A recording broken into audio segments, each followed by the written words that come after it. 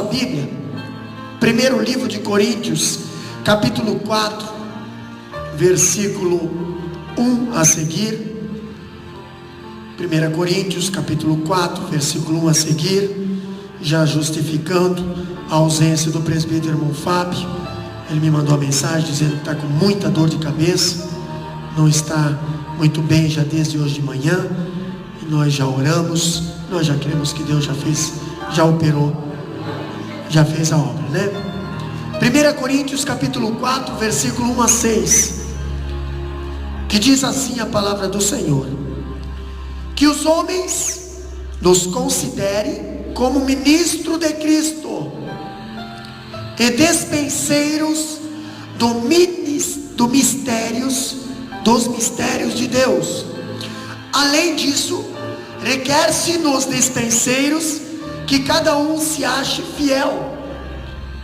Todavia, a mim muito pouco se me dá de ser julgado por vós ou por algum juízo humano, nem tampouco a mim mesmo me julgo, porque em nada me sinto culpado, mas nem por isso me considero justificado, pois quem me julga é o Senhor. Portanto, nada julgueis antes de também até que o Senhor venha, o qual também dará à luz as coisas ocultas das trevas e manifestará os desígnios dos corações, e então cada um receberá de Deus o louvor. E eu, irmãos, apliquei essas coisas por semelhança a mim e a Apolo, por amor de vós, para que em nós aprendais e a não ir além do que está escrito, não vos ensoberbecendo a favor de um contra o outro. Podeis aceitar? Tema de hoje, primeira carta aos Coríntios, tema de hoje, pode levar a Bíblia lá, fica lá. Mordomos da casa do Senhor, mordomos na casa de Deus. Pastor, o que é ser um mordomo? O que é ser um mordomo, irmã? O que é ser mordomo? Alguém pode me responder? O que é ser mordomo? Servo. Mordomo quer dizer ser servo. Aqui nós vemos que as marcas do ministro da igreja, ou as marcas de um cristão. Então nós vemos aqui, pastor, quando Paulo usou 3 imagens para a igreja, no capítulo 3, também utiliza 3 figuras para descrever o ministro cristão. O obreiro, ou o cristão, é um mordomo que vive com fidelidade, um espetáculo ao mundo que revela a humanidade, e um pai que demonstra amabilidade. Ainda é sobre esses 3 aspectos que nós queremos conversar. O ministro é um mordomo, pastor. O ministro cristão, o crente, todo crente é ministro, todo crente é mordomo, né? E nós precisamos aprender a saber o que é ser mordomo, porque às vezes nós confundimos. Mordomo é o que cuida da despensa, o que é isso que a Bíblia fala? A partir de hoje nós vamos ver. Paulo ainda está corrigindo o mesmo problema identificado desde o capítulo 1. Estamos falando de uma carta escrita pelo apóstolo Paulo para corrigir erros da igreja de Coríntios. E Paulo, desde o capítulo 1, ele está tentando corrigir o problema identificado, a divisão na igreja entre virtude do culto à personalidade. O mundo está entrando na igreja de Coríntios e a filosofia do mundo conduzindo os seus assuntos internos. A igreja de Coríntios estava usando a filosofia lá do mundo para resolver seus problemas de dentro da igreja. Ainda Paulo fala que Coríntios era uma cidade grega, e o grande hobby dessa cidade era ir às praças, como nós já sempre falamos, ouvir os grandes filósofos, pensadores, discutirem as suas ideias. Eles se identificavam como um: eu sou de um líder, eu sou de outro líder, eu sou de fulano de tal, eu sou de Aristóteles, não, eu sou fiel a esse, eu sou fiel a aquele lá, a Sócrates.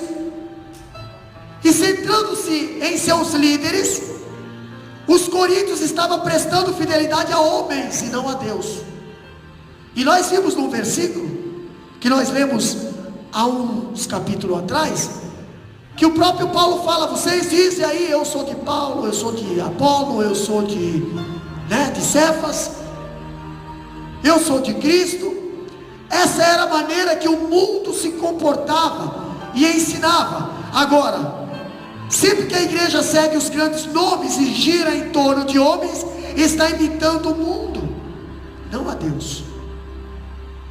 Uma vez que eles estavam acostumados a vivenciar isso no mundo, queria agora fazer o mesmo dentro da igreja. E nós vemos, por isso que Paulo dizia: eu sou de Paulo, eu sou de Apolo, eu sou de Cefas e eu sou de Cristo. Há entre vós aí irmãos que está falando isso. E esse costume não é cristão, esse costume é do mundo. São pensamentos de filósofos. Os filósofos estavam lá nas praças discutindo suas ideias. E aí, qual a ideia mais eloquente, a ideia mais interessante, o pessoal acabava sendo seguidores daqueles camaradas. E agora estava dentro da igreja esse costume que era lá do mundo. Como Paulo combate essa ideia ao culto à personalidade, pastor? Após afirmar que os obreiros da igreja são apenas servos ou diáconos, ele prossegue em seu argumento dizendo que eles são escravos condenados à morte, que trabalham sob ordens de um superior. Entendeu?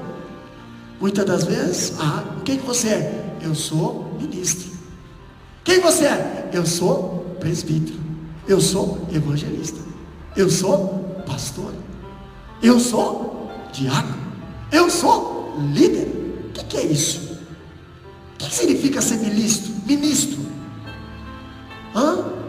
O que significa ser ministro? Na língua portuguesa tem um significado, mas no hebraico e no grego tem outro. E nós temos que descobrir o que a Bíblia, qual é o significado da palavra ministro, para depois nós entender o que nós temos que fazer. O próprio Paulo diz que nós somos escravos condenados à morte. Você já viu isso? Escravos condenados à morte. Pastor, mas nós somos chamados para ser livre do mundo, mas estamos presos em Cristo. Entendeu? E o próprio Cristo falou: cada um negue-se a si mesmo. Se você está negando a si mesmo, você está sendo submisso a alguém manda em você. Cada um toma a sua cruz. Tem algo pesado para carregar. Não é uma almofada, irmã Lenice, é uma cruz. E siga-me. Obediência. Vamos examinar alguns pontos importantes. Vamos lá então. Primeiro, o que Paulo fala aqui, O obreiro é um escravo sentenciado à morte. Capítulo 4, versículo 1 de 1 Coríntios. Lê bem alto para nós lá. E os homens os consideram como ministros de Cristo, defenseiros do mistério de Deus. O que Paulo está falando ali? Assim, pois, importa que os homens nos considerem. Irmãos, é para os homens nos considerar. É para os homens olhar. Olha o que a sunamita falou para o seu marido. Ei, eu vejo quem passa aqui, irmã Daniela, é um santo homem de Deus. E aqui o apóstolo Paulo está falando que os homens nos considerem. Para eles nos considerar, eles têm que enxergar, eles têm que acompanhar, eles têm que ver, entendeu? E não é de uma forma, de um dia para o outro, que as pessoas vão considerar você um ministro. O que é ministro, pastor? Vamos lá. A palavra ministro na língua portuguesa representa o primeiro escalão do governo: ministro da saúde, ministro da fazenda, ministro disso, ministro daquilo, ministro de quadrilha, ministro disso, né? Tem ministro até para isso agora. Mas o ministro é uma pessoa que ocupa uma alta posição política, de grande projeção na liderança, e tem em suas mãos um grande poder e autoridade. Agora, se olharmos a palavra ministro no campo religioso, tem outro significado. Estaremos falando de alguém que exerce a função de líder na igreja local. Todavia, a palavra usada pelo apóstolo Paulo para definir o ministro nos dá uma ideia totalmente contrária. A palavra grega, pastor, usada é uperetes. O que significa a palavra uperetes? Já vou explicar para vocês. Significa um remador de galés, de barco, nós entendemos. O que é remador? Pastor, Paulo estava falando que os homens nos considerem como ministro, como remadores. Essa palavra ministro no grego, por isso que a Bíblia diz, nós temos que examinar a escritura para ver o que realmente a palavra está querendo dizer. O que os homens nos considerem como ministro, assim pela língua portuguesa, que os homens consideram nós como uma autoridade. Não, mas não é isso que a Bíblia está querendo passar. A Bíblia está querendo passar que os homens nos considerem como servo. O que esses operetes faziam, pastor? Eles faziam os navios de antigamente andar. Naquela época não tinha motor nos navios. Então os operetes eram as pessoas que iriam dentro do navio, embaixo no porão do navio, cada um com o seu remo. Entendeu? Anota lá, 49, uma mensagem aí. O uperetes, um remador, um ministro ali que Paulo está falando, ele não pode trabalhar ao contrário, nem sem sincronia, irmã Clécia. Não tem como trabalhar fora de sincronia. Imagina um remando para frente e o outro tentando remar para trás. Entendeu? Os crentes têm que trabalhar em sincronia, senão o barco não sai do lugar. Paulo estava mostrando que os homens nos considerem como servos, remadores. Essa palavra era utilizada para uma classe mais simples de servos. Os ministros são meros servos de Cristo. Eles não têm autoridade procedente deles mesmos. Eles são governados. Eles precisam obedecer. Entendeu? Que os homens lá fora os considerem como pessoas obedientes ao seu Senhor. Por isso que essa palavra ministro no grego quer dizer operetes, entendeu? Remadores. Ainda falando, a palavra operetes só aparece aqui em todo o Novo Testamento. Nos grandes navios romanos, está ali a imagem, existia as galés, que era porões onde trabalhavam os escravos sentenciados à morte. E o apóstolo Paulo fez muitas viagens nesses navios. O apóstolo Paulo viajava só em navio de carga. Quando ele ia fazer as viagens missionárias, ele observava muitas das coisas dessa dali. E muitas das coisas da cultura romana nós temos na Bíblia escrita.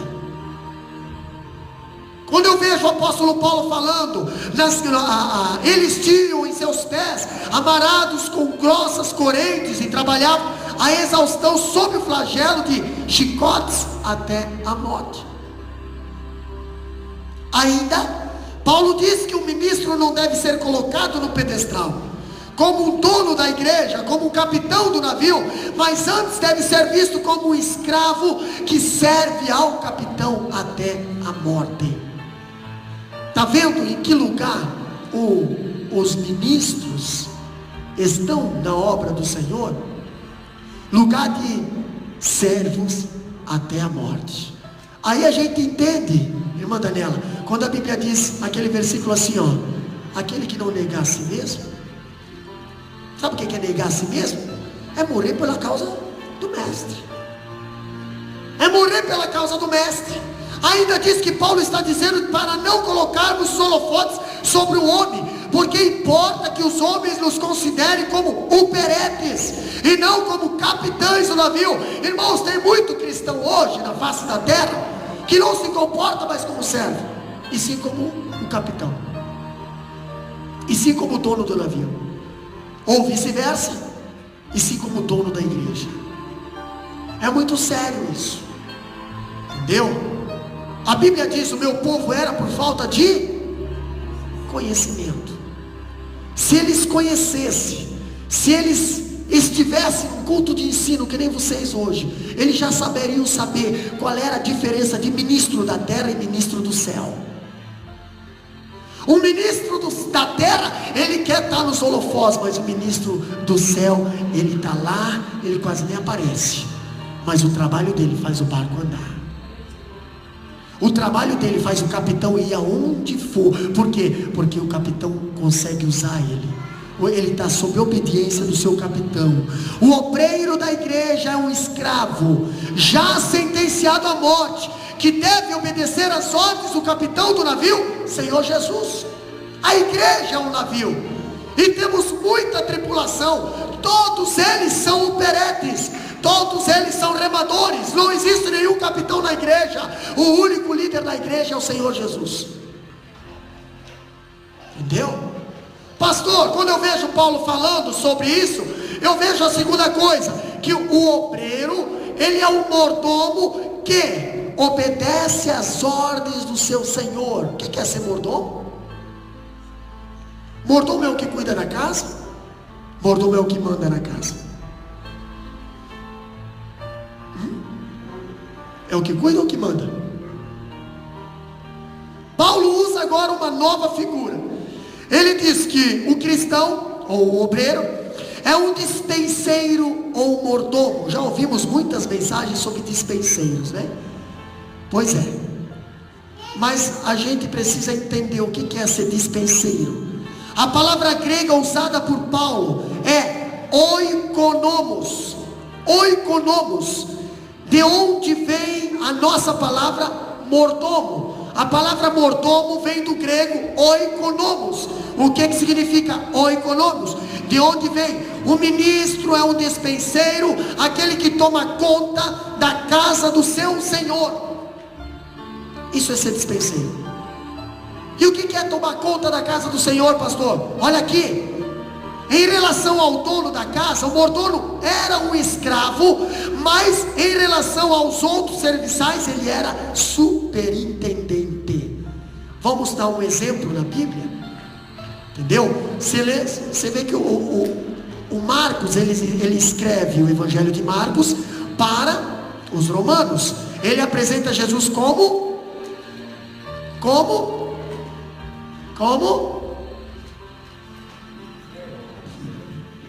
servo, como operetes. Entendeu? Pastor, olha o escravo, olha só o escravo que ele foi colocado como superintendente na Bíblia. Vamos lá para trás, lá no livro de Gênesis. José era um escravo, mas o Potifar botou ele como um superintendente. Ele estava acima dos outros escravos. Ele era um líder, ele era um responsável. Ele não mandava, ele só administrava o que era do dono. Pastor, falando ainda sobre esse mordomo, tá? Sua função era cuidar dos interesses do seu senhor. Ele cuidava da alimentação da casa. Ele prestava contas não aos seus colegas, mas ao seu senhor. Esse é o trabalho do mordomo. Agora, pastor, o ministério de Deus representam aqui o Evangelho, as palavras de Deus. O mordomo ou oikonomos era a pessoa que cuidava da despensa, da dieta, da alimentação de toda a família. Por isso nem todos são mordomos. Todos eles estão na casa, mas nem todos são mordomos. Entendeu? Quando fala do mordomo, está falando do líder. Pastor, mas lá em casa você é o mordomo da tua casa, sacerdote. Na igreja, pastor, na igreja o pastor é o mordomo da igreja. Entendeu? Pastor, e lá no meu trabalho, você é o mordomo da tua vida espiritual. Traduzindo, todos nós somos mordomos. Todos nós somos mordomos, dependendo da colocação. Agora, quando eu vejo o apóstolo Paulo falando aqui, esse oikonomos era um administrador, mordomo, dirigente de uma casa, com frequência um escravo de confiança que era encarregado de todos os negócios do lar. José, era um José, ficou lá, só não vai tocar na minha mulher, o resto, entendeu? Abaixo de mim é você, e abaixo de você é todos os escravos, entendeu? Você é o líder aqui. A palavra enfatiza que a pessoa recebe uma grande responsabilidade, pela qual deve prestar contas. O que isso sugere, pastor?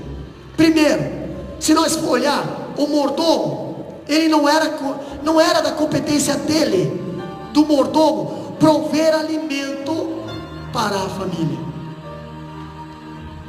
Não é da competência do mordomo, meus irmãos, prover o alimento. Entendeu? Muitas pessoas dizem, o mordomo era responsável pelo alimento. Não é da competência do mordomo prover o alimento. Essa era uma responsabilidade do dono da casa. O mordomo, o ministro do evangelho, não tem que prover alimento, porque esse já foi providenciado. Esse alimento é a palavra de Deus. Compete o ministro dar a palavra de Deus ao povo. Por isso que ele é servo. Servir a algo que já tem. Servir a algo que já tem. Porque o dono da casa, ele é responsável por prover o alimento. Não é o mordomo. Quem paga as contas é o dono da casa, não é o mordomo. O dinheiro é de quem? É do dono da casa, não é do mordomo. Pastor, ainda falando, compete ao ministro dar a palavra de Deus. O ministro não é o provedor, ele é o garçom que serve as mesas. Que mais? Ele não coloca alimento na despensa, mas prepara o alimento e o serve, o alimento que já está na despensa. Quer saber como é que é o nome dessa despensa? Você quer saber? Se chama bibliário, que é Bíblia misturada com armário espiritual. Tem 66 prateleiras aqui, entendeu? 66 prateleiras. Se você quiser dividir em potinho, cada prateleira tem capítulos, né? Tem medidores aqui que pode medir aí a dose em versículos, né? Tem tudo. Bíblia. O mordomo já providenciou o alimento, está aqui. E nós, pastor, só precisamos fazer a comida. Está aqui. Agora, quando eu vejo a palavra de Deus, que ele não pode sonegar o alimento que está na despensa, ou adulterá-lo, nem substituí-lo por outro. Ele precisa ser íntegro e fiel, dando ao povo o mesmo alimento que o dono da casa proveu para a família. A despensa está aqui. O dono da casa proveu o alimento. Eu não posso pegar esse alimento. Eu não posso pegar esse alimento e alterar ele. Eu não posso deixar esse alimento guardado e não dar também. Entendeu? Eu não posso dizer para o povo, meus irmãos, não tem comida hoje. Não deu de preparar a mensagem, pastor. Pastor, passei a semana inteira, não preparei nada. Não tenho palavra. Não tenho testemunho. Não tenho nada, pastor. Você é um despenseiro que está rejeitando a comida que está dentro do armário. Não é que não tem, tem sim. É que o mordomo é preguiçoso de preparar a comida. Entendeu? O que a palavra de Deus ainda fala? Sabemos, porém, que é possível ter na despensa os melhores alimentos e mesmo assim ter na mesa as piores refeições. Por que será, irmã Eliane? É culpa de quem? Irmã Gabriela, você vai casar agora, meu logo, você vai ter que fazer comida boa. Você tem no teu armário os melhores alimentos, os melhores ingredientes, mas quando chega na mesa a comida pronta é a pior comida. Por quê? É culpa de quem? Dos ingredientes ou do mordomo? É culpa de quem está fazendo a comida, do mordomo, né? Um bom cozinheiro, ele perde tempo na cozinha. E eu admiro esses cozinheiros, misericórdia, é um melhor que o outro. Mas tem que ser espiritualmente também, porque a despensa está cheia, está recheada, está caindo para fora, né? Está caindo para fora, pastor. Eu não estou falando de materialmente, embora o material também está caindo para fora. Eu estou falando espiritualmente. Nós temos um armário chamado Palavra de Deus, Bíblia, que está cheio de ingrediente aqui. É só você preparar uma refeição. Ah, e outra coisa, falando ainda do mordomo, a competência do mordomo era pegar a riqueza do alimento que estava na despensa, que é a palavra de Deus, preparar uma refeição gostosa, saborosa e balanceada. Sabe o que é uma refeição gostosa? Uma refeição saborosa e ainda balanceada. Por quê? Porque dependendo da refeição, tu sai com a barriga inchada, tu sai pesado, tu sai leve demais, nem te sustentou. Nem, nossa. Olha só. Saborosa, aqui ó, leite para a criança, nós já falamos nos primeiros capítulos. Alimento sólido para aqueles que podem suportá-lo. Entendeu? Qual é o alimento que está sendo feito para o cultinho lá nas crianças? Leite. Leitinho. Qual é o alimento que a gente está dando para os novos convertidos? Leite. Qual é o discipulado? Qual é o alimento que nós damos para os irmãos mais? Feijão, feijoada. Costela com mandioca, coisa pesada, entendeu? Aquela que você precisa tomar uns 3 litros de maracujá para você pelo menos cochilar, senão você não dorme. O estômago está 3 quilos a mais. Agora, pastor, quando eu vejo, não é conveniente preparar uma refeição todos os dias, a mesma refeição. Não é conveniente. Imagina agora, todo dia o irmão chega em casa, o mordomo está lá, né? Mesma refeição. Nossa, vai lá de novo, mesma refeição. Vai lá de novo, mesma refeição. Existem casas que não tem criatividade na comida, né? Já sabe, o cara já chega em casa, já sabe até o que vai ser feito. O que vai ser feito? Tá. Não muda o cardápio. E não é por falta de comida no armário, é falta de vontade do mordomo. Na vida espiritual é a mesma coisa, irmão Gelson. Entendeu? A comida que o mordomo precisa fazer, todo dia tem que ter uma comida diferente, mas que venha do armário do Senhor, da despensa de Deus. Entendeu? Tem que ver variação de comida. Tem que ter um cardápio. Pastor, o ministro precisa ensinar todo o desígnio de Deus. Paulo diz lá em 2 Timóteo capítulo 3, 16 e 17, diz bem assim, ó: toda a escritura é inspirada por Deus, útil para o ensino, para a repreensão, para a correção, para a educação na justiça, a fim de que o homem de Deus seja perfeito e perfeitamente habilitado para toda boa obra. Está vendo quantos tipos de comida?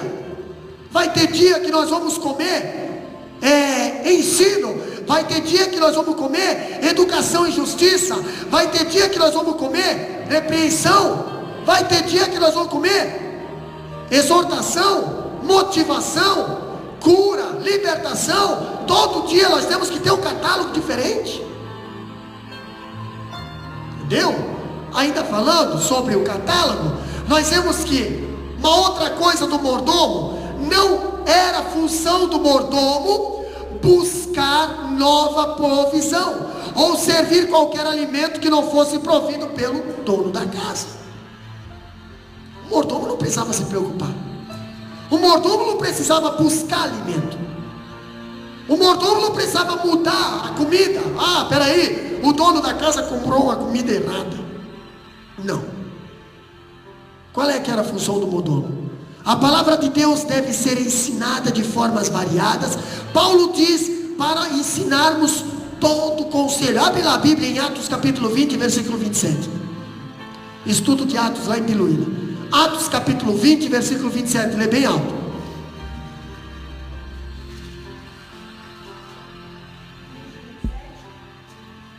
Isso, 20 e 27. Porque nunca deixei de vos anunciar todo o conselho de Deus. Paulo está falando para a igreja, porque nunca deixei de vos anunciar todo o conselho. Entendeu? Todo o conselho. O que está acontecendo nos dias de hoje, meus irmãos? Existem muitos conselhos, irmã Camila, que não está sendo mais anunciado. Por que será? Primeiro, covardia. Segundo, não tem caráter para anunciar. Terceiro, pressão do povo. Olha a atitude de Arão, foi pressionado pelo povo. Entendeu? Quarto, perseguição.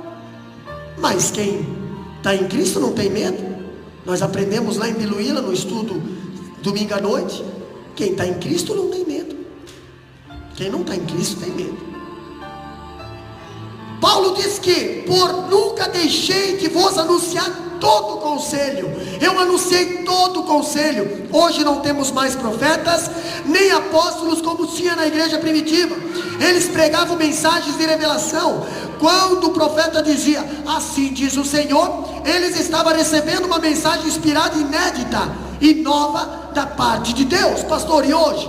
Hoje Deus não tem mais mensagem nova para nós.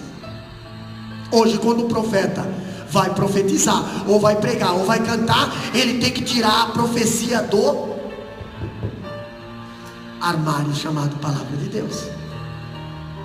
Deus deixou o armário pronto para nós. Deus deixou a palavra de Deus para nós. Não existe mais nada de novo debaixo do céu. Eclesiastes fala isso. Entendeu? Nos dias atuais, porém, nenhum homem e nenhuma mulher recebe mensagem nova de Deus. A gente vê aí pela internet, ai, fulano está desvendando o inferno, fulano, irmão, nada que não está aqui. Próprio Deus diz, se vier outro evangelho é anátema. Não tem outro evangelho. Quando diz aqui, ó, tudo que Deus tem para nós já está nas escrituras. Mesmo que o anjo descesse do céu e pregasse outra mensagem que vá além daquele que está nas escrituras, deve ser prontamente rejeitada e considerada como anátema. Gálatas 1, 6 e 9. Lê lá para nós. É o apóstolo Paulo que está falando. Gálatas 1, 6 a 9. O que diz lá? Bem rápido. Maravilhe-me de que tão depressa passareis daquele que vos chamou a graça de Cristo para outro evangelho. 6 a 9. O qual não é outro, mas algum que vos inquietam e querem transtornar o evangelho de Cristo. Mas, ainda que nós, mesmo ou um anjo do céu, vos anuncie outro evangelho, além do que já temos anunciado, seja anátema. Assim como já vos dissemos, agora de novo também vos digo: se alguém vos anunciar outro evangelho além do que já recebestes, seja anátema. Entendeu? Não pode, não tem, não existe outro novo evangelho, só esse que Deus deixou para nós. Ainda, ela já está concluída, fechada, e é por isso que no livro do Apocalipse diz que nós não podemos acrescentar ou retirar mais nada do que nele está escrito. O que diz lá em Apocalipse 22, 18 e 19? Quer ver? Porque eu testifico a todo aquele que ouvir as palavras da profecia deste livro, que se alguém lhes acrescentar alguma coisa, olha o que acontece com quem acrescenta: Deus fará vir sobre ele as pragas que estão escritas sobre ele. Agora, e se alguém tirar qualquer palavra do livro desta profecia, olha o que acontece com quem se recusa a falar a verdade, com quem tira a palavra dessa profecia, com quem altera a palavra dessa profecia. Olha lá, Deus tirará a sua parte da árvore da vida e da cidade santa que está escrita neste livro. Pastor, vamos voltar no tempo? Satanás lá no jardim do Éden, através da serpente, foi lá e manipulou a palavra. A Eva acreditou e acabou desobedecendo, e tirou algo que pertencia para quem? Pegou algo que pertencia para de quem? Era de quem? De Deus. Deus falou: não pega esse fruto, não come. Foi lá e: se alguém tirar, também tirarei da parte, tirarei sua parte da árvore da vida e da cidade santa. Irmãos, eles perderam a parte deles da árvore da vida. Sorte deles foi que Jesus lá na frente morreu para dar uma segunda chance, mas agora não tem uma segunda chance. Agora, se alguém tirar, alterar, irmã Lenice, se alguém manipular a palavra de Deus, vai perder a parte da árvore da vida. A árvore da vida é a vida eterna. Se eu não tenho direito a entrar na árvore, a ter acesso à árvore da vida, eu não vou ter direito de entrar no jardim celestial, vou ficar por lá de fora. Essa é a sentença para quem tira. Tem uma sentença para quem coloca, acrescenta, e tem uma sentença para quem tira. Ainda falando, nós vemos outra coisa aqui que o apóstolo Paulo fala. O mordomo, a função do mordomo era servir as mesas com quê? Com integridade. O que quer dizer isso, pastor? O ministro não é um filósofo que cria a sua própria filosofia. Hoje nós vemos muitos pregadores, pastor do céu, o cara é bom em filosofia, mas em mordomia não é nada. Entendeu? Quem conhece palavra jamais vai querer comer filosofia, vai querer comer palavra. Quem se alimenta de banquete celestial jamais vai querer palavra de homem, vai querer palavra de Deus. Você aprendeu a escolher o que é certo, o que é errado. Agora vemos aqui, não é assim que o dispenseiro, ele não cria uma doutrina, uma teologia ou uma ideia a fim de aplicá-la e ensiná-la. Cabe a ele transmitir o que recebeu. E Paulo sempre usa a expressão, lá no capítulo 15 de 1 Coríntios, versículo 3, diz bem assim, ó: eu vos entreguei o que também o recebi. Se lembra lá? A gente lê todo culto de ceia, porque eu vos entreguei o que também vos recebi. Que na noite que Jesus foi traído, tendo partido o pão, papapá, Paulo não mexeu na comida. A igreja permanecia na doutrina dos apóstolos. E a doutrina dos apóstolos era a doutrina ensinada por quem? Por Jesus. Não mexiam. Por isso, pastor, que naquela época era 5.000 almas cada pregação. Por isso que naquela época o camarada chegava na porta do templo, irmã Daniela, e aqui ó, não tenho nada, mas eu tenho dispensa cheia, comida, levanta e anda, tá, vamos lá. Por isso que naquela época tinha perseguição, irmã Gabriela. Os cristãos, os pregadores, os líderes estavam sempre dentro da cadeia, batia cartão, praticamente toda semana estava lá. Toda semana estava lá. Nossa, mas que escândalo, que mau testemunho. Não, eles estavam lá por amor a Cristo. Jesus gostava quando eles iam para dentro da cadeia, porque precisava fazer culto lá dentro da cadeia também, e não tinha ninguém que ia lá. Então Deus permitia que ia lá. Vai lá, né? Olha só, ainda falando, o despenseiro não pode entregar o que não recebeu. O despenseiro não pode fazer uma comida de um material que ele não tem. Entendeu? O que mais, pastor? É o que ele recebeu e o que está na palavra. Sendo assim, o dispenseiro não podia mudar o alimento. Nós recebemos aqui o material, nós recebemos aqui como é que eu digo? Os ingredientes. Não tem como eu mudar. Eu não posso trazer nada de fora para dentro. A Bíblia diz no Salmo 1:1, irmã Eliane: bem-aventurado o homem que teme ao Senhor e não anda segundo conselhos dos ímpios, mas antes tem o seu prazer na lei do Senhor. E outra, nela media de dia e de noite. É o livro de receita que nós temos que meditar de dia e de noite. Não sei fazer comida porque você não medita de dia e de noite.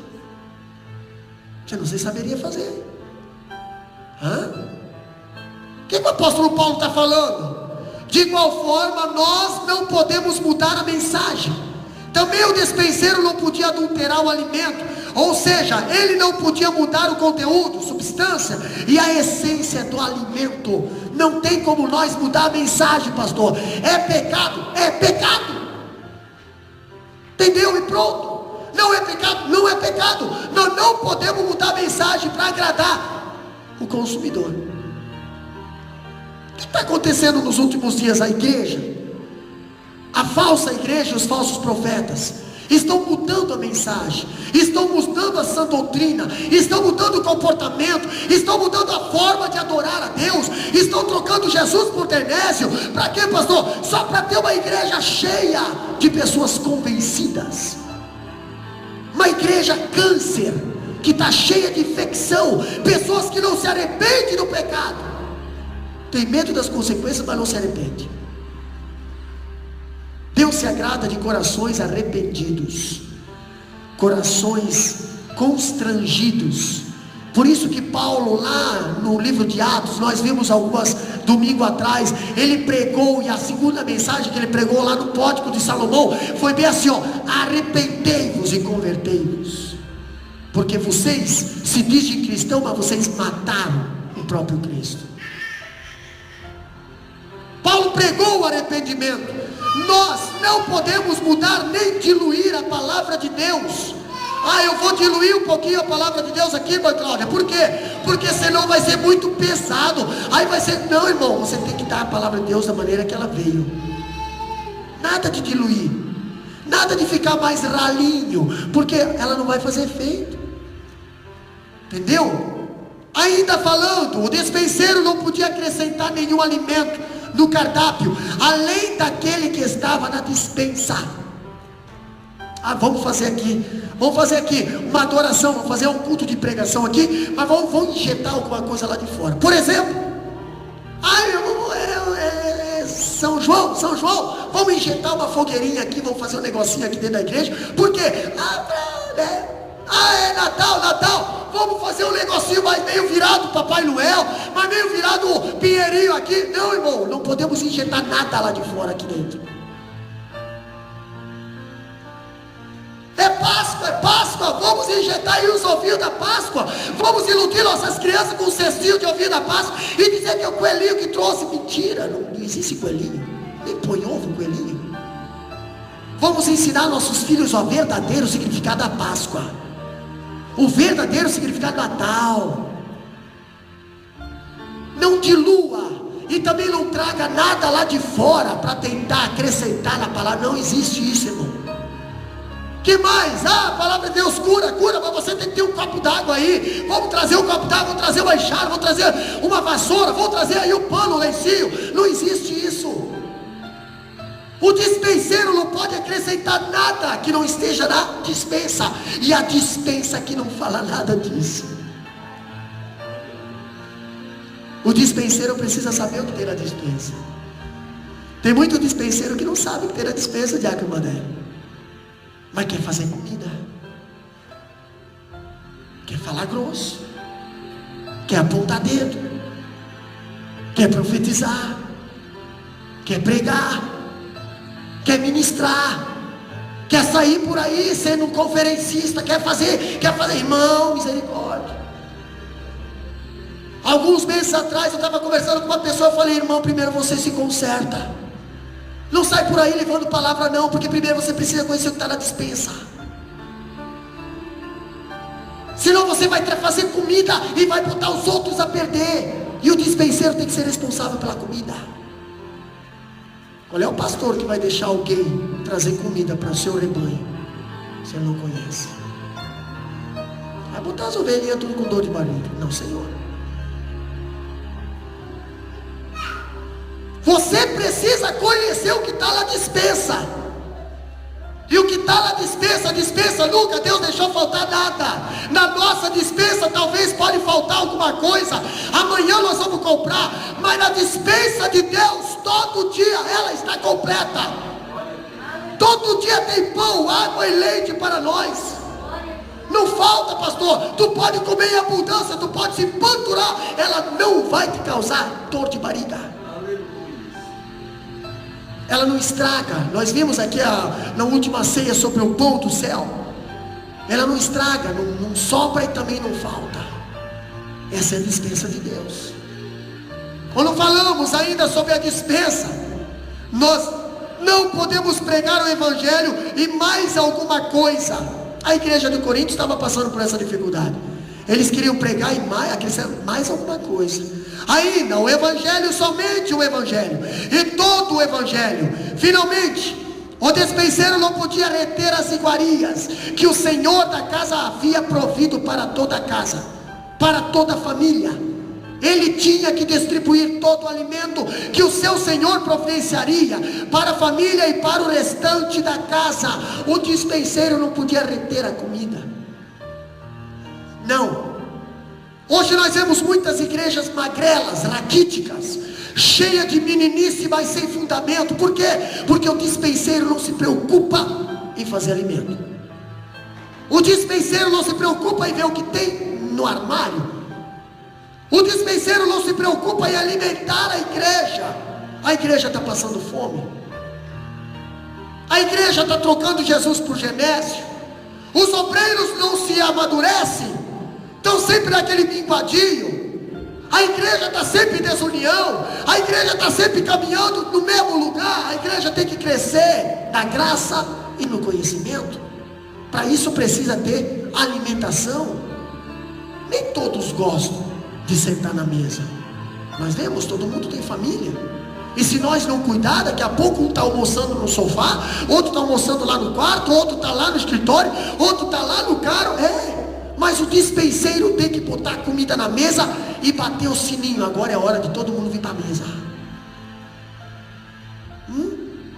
Quantas vezes a gente bate o sininho? Sábado à noite, domingo à noite, terça tem culto de ensino, domingo de manhã tem culto de ensino, domingo à tarde tem culto de ensino, domingo à noite, sábado de manhã tem culto de ensino. Mas nem todos querem sentar na mesa, né? Algo a se pensar, né? Que a mesa, comida tem. Dispensa está cheia, meus irmãos.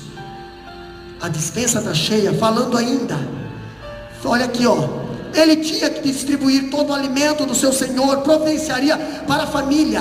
Isso significa dizer que o dispenseiro precisa pregar para a igreja todo o conselho de Deus. Não pode pregar apenas a doutrina à sua preferência. A melhor maneira de fazer isso é pregando expositivamente, livro por livro. E nós já passamos 2 livros da Bíblia. Estamos no 3º, estamos no 4º.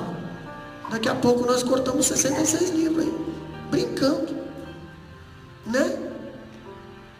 Quando nós estudamos a Bíblia, livro por livro, versículo por versículo, nós entendemos o que Deus quer falar para nós. Nós estamos mastigando o alimento. Você está sentindo o sabor do alimento. Você não vai se afogar com o alimento, porque você está mastigando. Você não pode entender uma mensagem pela metade. Por isso que muitas das vezes num culto público vem uma mensagem ali de tópicos, mas muitas das vezes você não entendeu quase a metade do que foi falado. Agora no culto de ensino, não, o culto de ensino é tudo ali, ó, bem detalhadinho. Entendeu? O culto de ensino é aquele culto mais, pastor, mas não tem barulho no culto de ensino não. Sabe por quê? Porque não dá para mastigar e falar. Quando a igreja está em silêncio, não é porque ela está morna ou ela está gelada, é que ela está se alimentando. Boca cheia não se fala. Entendeu? É a ética, né? Não fala de boca cheia.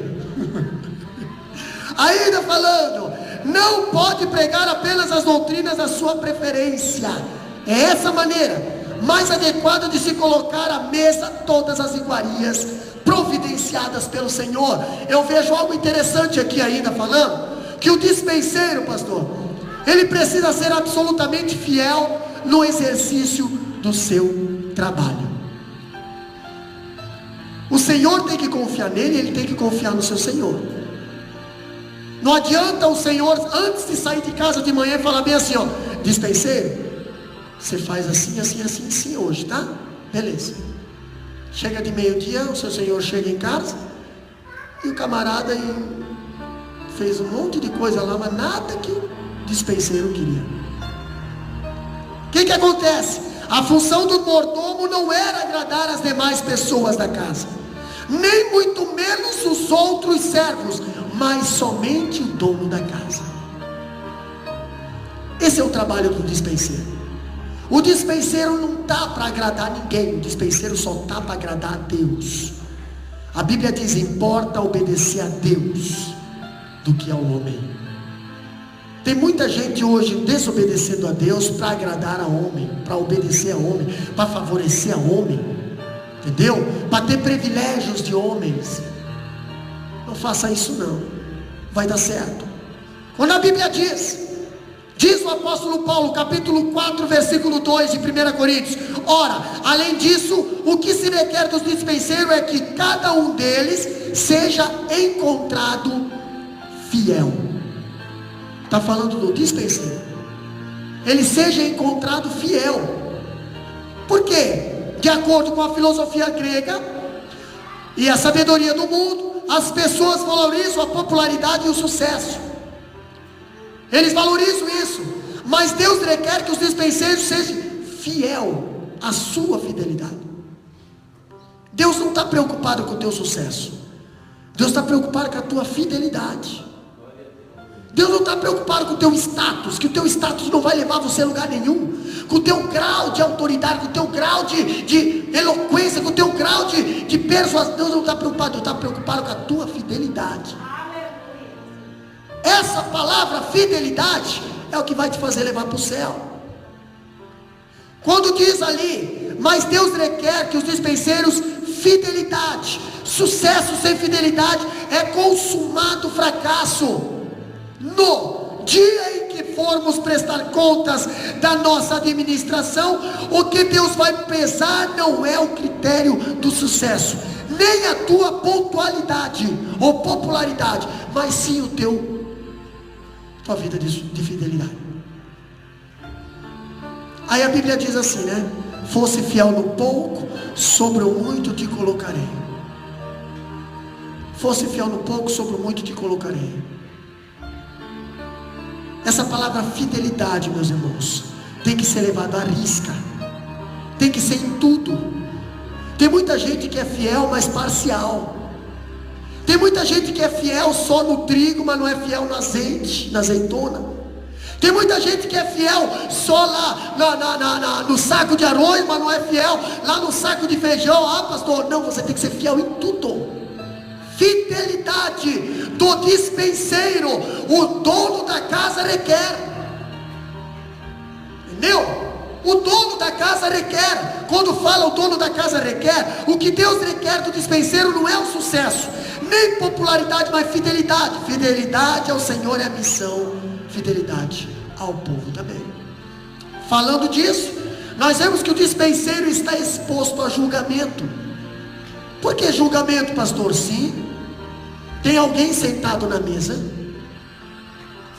comendo, e o próprio Senhor da casa está na mesa também. Aonde que Deus está aqui com nós na mesa, pastor? Apocalipse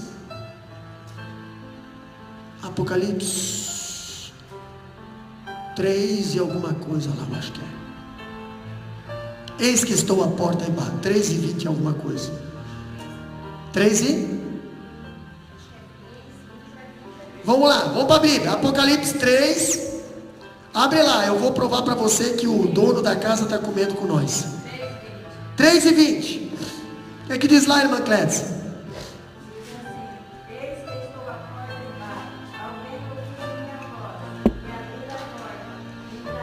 Olha o segredo. Olha aí, ó. sua casa, aqui na terra. Com ele cearei, dispensa aqui da terra. E depois ele vai cear comigo, lá no céu. Primeiro ele está ceando com nós aqui. Se alguém ouvir a minha voz, abrir a porta, eu entrarei e cearei. Deus está ceando com nós aqui. O Espírito Santo está ceando com nós aqui. E tem muita mesa que o Espírito Santo não está participando. E depois, pastor, quando nós formos para o céu, nós vamos cear com ele lá. Nós vamos cear com ele lá. Entendeu? Agora, quando eu vejo algo interessante ainda falando, o ministro, ele é o despenseiro exposto a julgamento. O ministro, na qualidade de mordomo, passa por 3 crivos de julgamento. Primeiro julgamento, julgamento dos homens. Segundo, julgamento do próprio. E o terceiro, julgamento de Deus. Vamos falar do julgamento dos homens.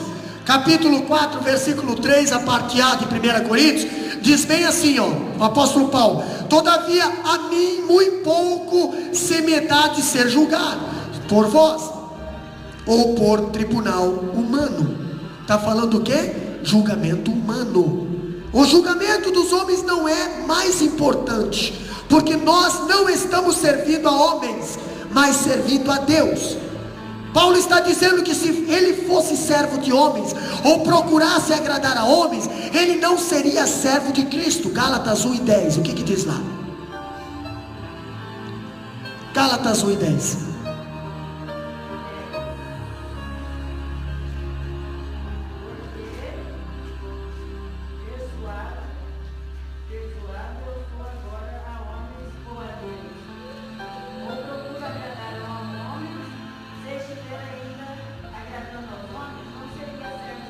Se eu estivesse agradando a homens, eu não seria servo de Deus, servo de Cristo. Não procura agradar a homens, agrada a Deus. Agrade a Deus. Você sabe o que é agradar a Deus? Você sabe o que é agradar a Deus? Agradar a Deus é você fazer o melhor. Deus não se contenta com coisas de refúgio. Deus não se contenta com coisas pela metade. Deus não se contenta com coisa feita relaxadamente. A Bíblia diz que o meu Deus é um Deus zeloso e de boas obras. Deus não é um Deus que faz, isso é para que aquela pessoa, eu vou fazer, é para Deus, não tem problema. Para Deus tem problema. Para homem talvez não tem, mas para Deus tem problema, e um grande problema. Deus tem uma balança, e nessa balança ela é pesada: ouro, prata, pedras preciosas, ferro, madeira e palha. Obras, como é que as tuas obras estão aí? Como é que é? Qual é o material das tuas obras? Pastor, ainda falando, o grande projeto do ministro de Deus não é ser popular aos olhos dos homens, mas fiel a Deus. Segundo julgamento, o julgamento da consciência. Capítulo 4, 3, versículo 3b a 4. Ali nem eu também julgo a mim mesmo, porque de nada me argue a consciência, contudo nem por isso me dou por justificado. O próprio Paulo está dizendo: eu também não julgo a mim mesmo, porque de nada me acusa a consciência. Eu estou fazendo algo para Deus e eu estou fazendo da maneira certa, então nada me acusa. Entendeu? Mas contudo nem por isso me dou por justificado, me dou por santo, me dou por melhor que os outros. Eu preciso melhorar, eu preciso me justificar cada dia mais. Entendeu? Outra coisa, pastor, Paulo diz que os gregos e os romanos estavam errados quanto a essa matéria. Platão, Sêneca estavam equivocados com respeito ao julgamento da consciência. O nosso supremo juiz não é a nossa consciência, como diz os filósofos. Os filósofos dizem assim: pastor, nós podemos ser aprovados pela nossa consciência e reprovados por Deus. Você pode achar que está fazendo certo, mas Deus te reprovar. Sabe por quê? A nossa consciência não é de total confiança. Olha lá no desenho. Quem está buzinando na tua consciência? Quem está buzinando no teu coração? Quem está falando ali mais alto? A Bíblia diz que a nossa guerra é espiritual. Quem buzinou no ouvido da Eva? Por que a Eva cedeu? Porque deixou se acreditar numa voz que ela não conhecia. Quando eu vejo ainda mais uma coisa, mais um julgamento, eu vejo o julgamento de Deus, e esse aí é sério. Capítulo 4, versículo 4, a parte B diz bem assim, pois quem me julga é o Senhor. Por que é que o julgamento de Deus é um julgamento perfeito? Porque Deus é o único que conhece todas as circunstâncias e todas as motivações. O julgamento de Deus é final e é perfeito. Agora, quando eu falo do julgamento de Deus, Paulo está dizendo que nós não podemos, a igreja precisa ter cuidado para não julgar os ministros apressadamente. Sabe aquela pessoa que olha e já julga? Pá, já vai na lata, né? Depois ela tem que tirar tudo que falou. Depois ela tem que voltar tudo atrás, o que pensou, o que falou, né? Por quê? Julga apressadamente. E Paulo fala bem assim, Paulo traz para a igreja de Corinto 3 tipos de repreensão errada. Ela é em relação ao ministro. Primeiro, julgar na hora errada, julgar pelo critério errado e pelo motivo errado. Primeiro, a igreja precisa ter cuidado de não julgar os servos de Deus no tempo errado. 1 Coríntios capítulo 4, versículo 5 diz assim: Paulo diz que é errado julgar os servos de Deus fora do tempo ou antecipadamente. Como antecipadamente, pastor? O dia do juízo não chegou ainda e você já está julgando. Entendeu? Hoje ainda de meio-dia nós estávamos conversando, eu e a esposa, falando sobre alguma personagem, né? Aí eu falei, não dá para nós comparar essa pessoa com uma pessoa que já perdeu a salvação. Por quê? Porque o juízo ainda não chegou. Essa pessoa pode ainda se arrepender, ela pode ainda aceitar Jesus, ela pode ainda mudar. Não podemos dar sentença final só porque ela errou agora e pronto, vai ser errar. Não, isso é visão de homem, né?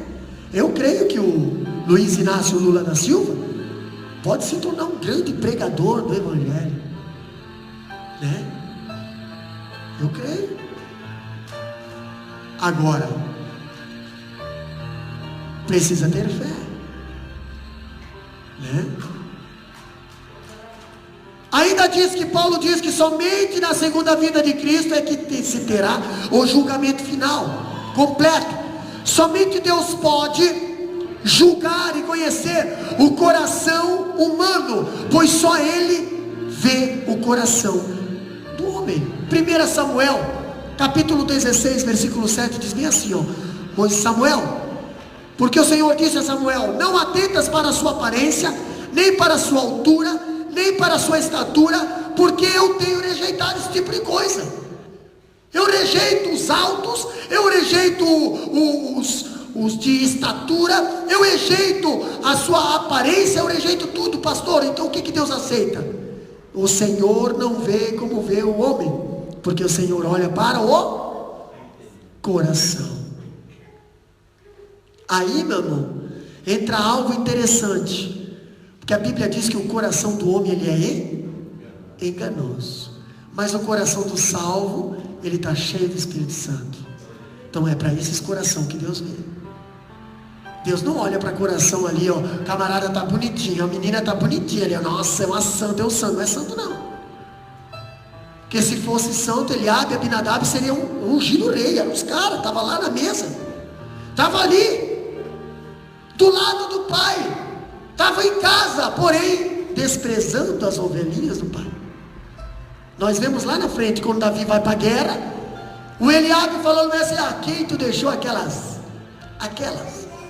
poucas ovelhinhas do pai? Com quem tu deixou aquelas miseráveis lá? Entendeu? Só tu mesmo para ficar com aquele lá, porque tu não tem escolaridade, tu não tem isso, tu não tem aquilo, então tu não pode estar no auge que eu estou, no escalão que eu estou. Mas um dia esse de alto escalão, irmão Cleves, esse de estatura, esse de aparência, esse de formosura, teve que baixar a cabeça e ouvir o profeta dizer bem assim: vai lá buscar o Davi, vai lá buscar o pastorzinho de ovelha, vai lá buscar o analfabeto, vai lá buscar aquele que não sabe falar, vai lá buscar. Lá na frente nós vimos as qualidades dadas por rei Saul: homem zeloso, gentil presença, e animoso, adorador, e ainda para o final, o Senhor era com ele.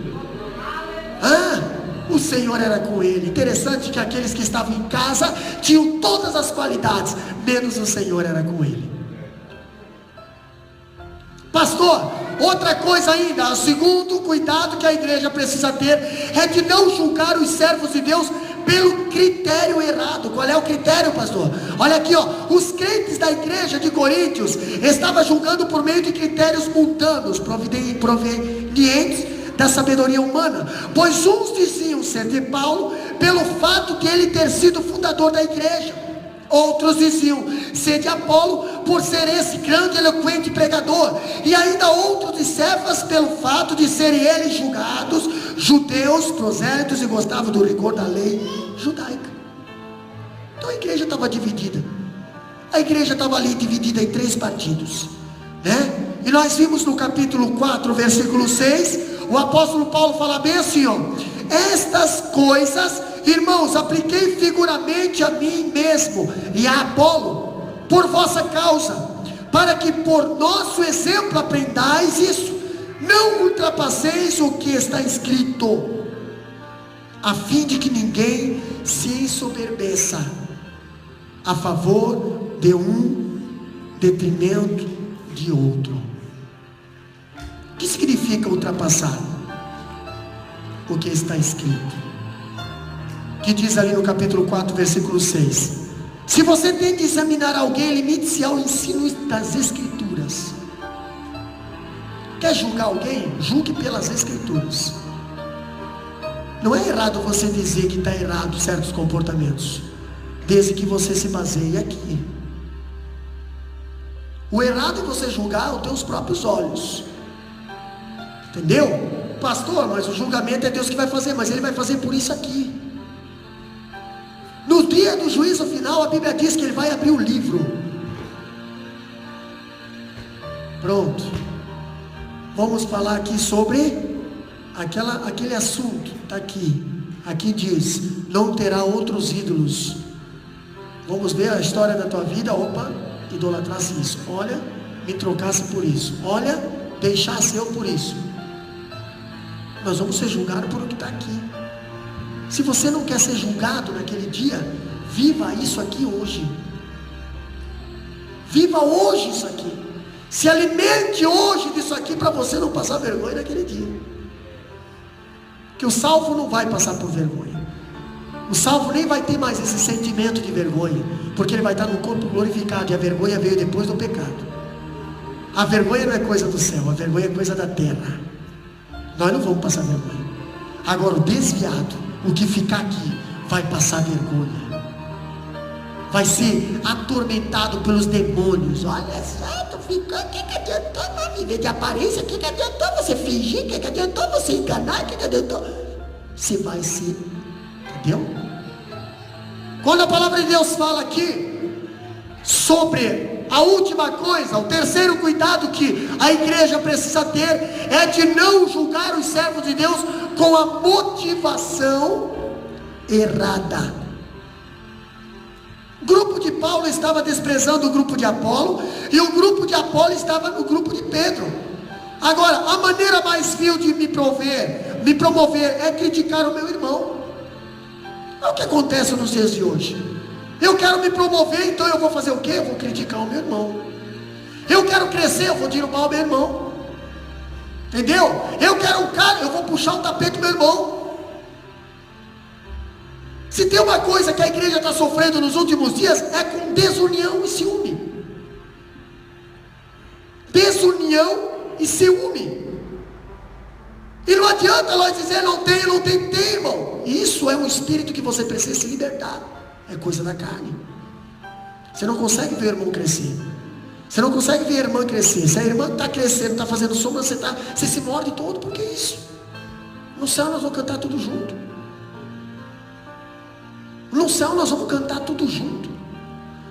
Nós vamos viver tudo junto. Mas nós vamos ter que passar pela mesma porta. E aí? Vão se empurrar até na porta? E aí? Como é que vão entrar? Quando o apóstolo Paulo está falando aqui, sempre que eu critico alguém, estou promovendo a mim mesmo.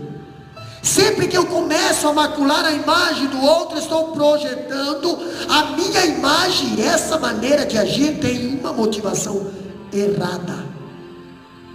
Quer ver? Nós não estamos na igreja de Deus competindo uns com os outros. Não estamos disputando primazia. Não estamos disputando quem é mais importante ou quem é menos. Essa motivação em querer derrubar uns a fins de erguer outros é totalmente carnal e mundana, e jamais será aprovada por Deus na casa dele. Não basta apenas a integridade na doutrina, meu irmão. É preciso também fidelidade nos relacionamentos. Se coloca de pé, irmã Camila estará adorando a Deus nesse momento, e nós estaremos orando pela tua vida. Você é um despenseiro. Você é o responsável para aqueles que fazem alimento. Você tem uma mesa farta, você tem um armário farto, você tem uma despensa recheada de coisas boas. O que você está se alimentando? O que você está colocando na mesa para se alimentar? Por que é sempre a mesma coisa todo dia? É sempre a mesma palavrinha todo dia? É aquele mingauzinho fraco todo dia? Eu quero convidar você a partir de hoje a ser ousado nas suas dietas. Eu quero convidar você a ser mais variado na tua comida que você faz da parte de Deus, da palavra de Deus. Deus requer mais valorização na mesa. Deus requer mais novidade na mesa, mais criatividade por parte de você na casa do Senhor e na tua vida. Muitas das vezes você passa fome, não é por falta de comida. Você sofre, mas não é por falta de comida. Você está doente, não é por falta de comida. Você está raquítico, não é por falta de comida. A Bíblia diz: abre a tua boca que eu te encherei. Se tu não abre a boca, tu não come. Se você abrir a boca e fazer a tua parte, tu vai ser bem alimentado. Ele te faz caminhar em passos verdejantes. O salmista fala isso. Ele te faz passar pela sombra do vale da morte, porém não te preocupa, Ele está contigo. Glória a Deus. Ele está contigo. O dispenseiro, o dono da casa está contigo. Se fazer alguma coisa, Ele já vai dizer: olha, não faz assim, faz assado, faz assim. O dono da casa é o dono da despensa, não vai faltar comida. O dono da casa é o dono da despensa, não vai faltar comida. O dispenseiro tem que ser fiel. O dispenseiro tem que se preocupar em fazer uma alimentação que vai alimentar a casa inteira, desde a criança até o adulto. Você é o dispenseiro na tua casa. Você é o dispenseiro no teu templo. Você precisa se preocupar com a alimentação na tua vida. Você precisa se preocupar. Quero estar contigo.